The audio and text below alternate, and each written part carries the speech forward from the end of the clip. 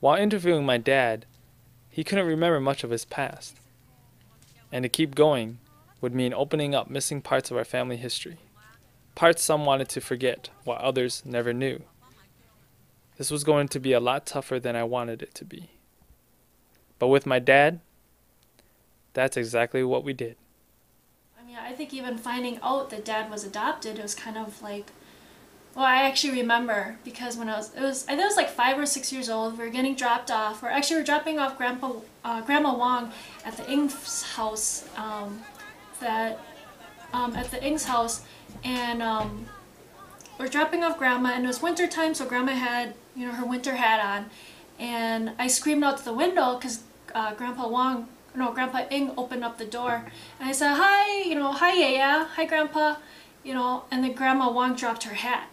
And then both Mom and Dad like shut the door and like, "Janet," and they like basically I got scolded, like, you cannot call Grandpa Ing in front of Grandma Wong. We knew it, but we didn't know the details, and it was confusing.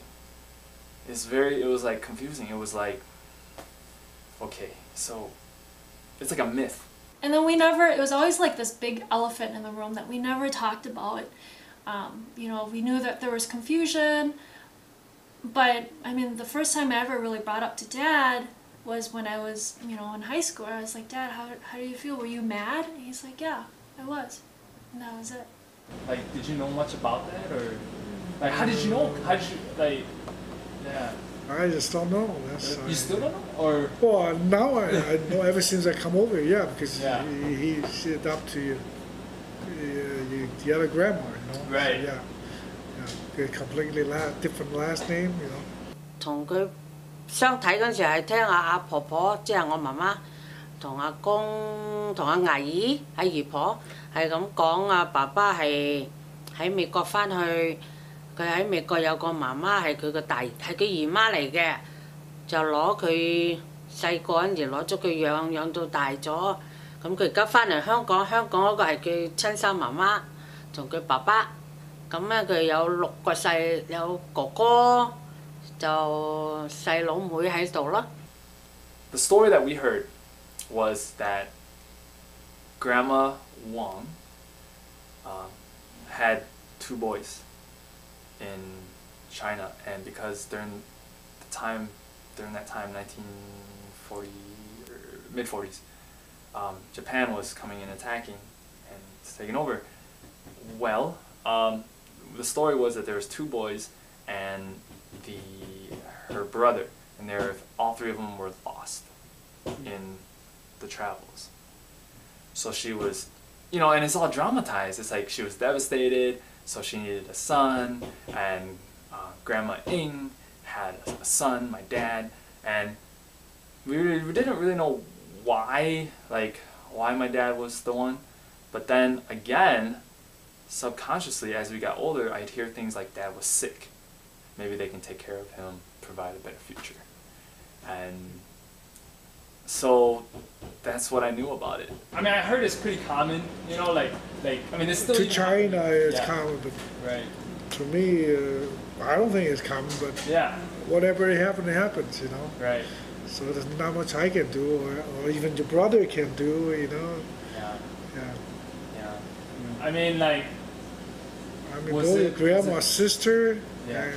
and he doesn't have a boy, and so he wanted a boy to continue the family. That's how it works in Chinese. Yeah. So did you understand it right away, or when you found out about it? I mean, I don't know.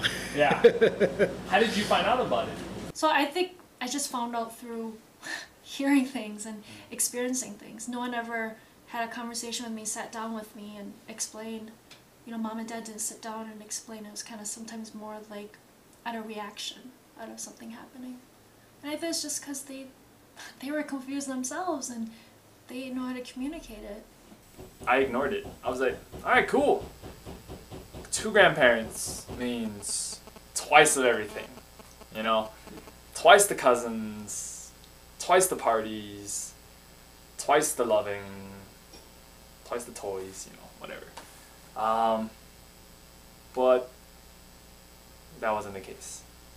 We couldn't call Grandpa, in the Chinese culture, like out of respect, you call them Grandpa, Grandma. You don't just say, hi, Sue, or whatever, Yeah, I call one grandma or grandpa, like, hi, and then like I didn't say the name,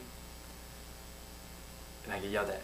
But then, if I had said the name and the other grandparent saw it, like Wong or Ing saw it, I get yelled at.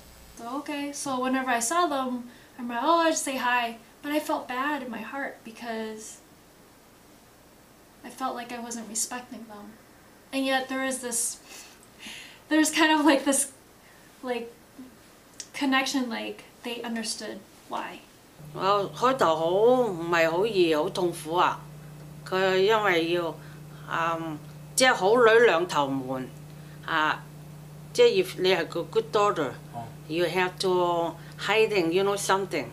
You love this one and you love the other one, but then sometimes you cannot let it open. You don't want to hurt them, so it's not easy. It's tough. We'd always go eat lunch, and we'd sit down and eat lunch, and the grandparents were there. And slowly, the more I was over there, the more they made me feel a part of the same family.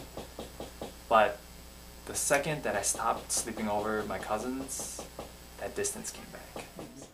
Our New Year's, Chinese New Year, we'd go over there and we'd get lucky money, stuff like that.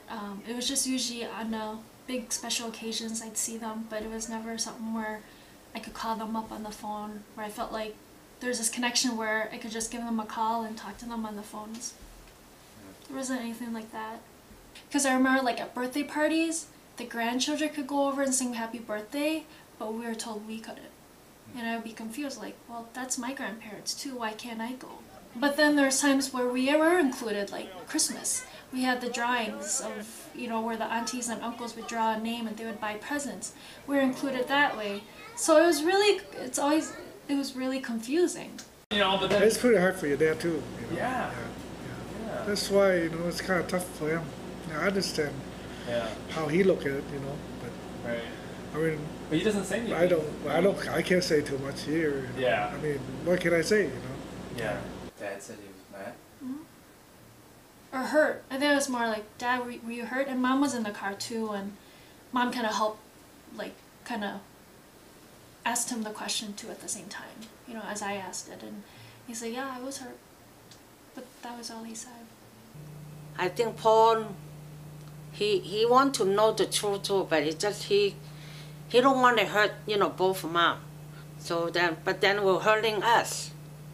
The year was 1948.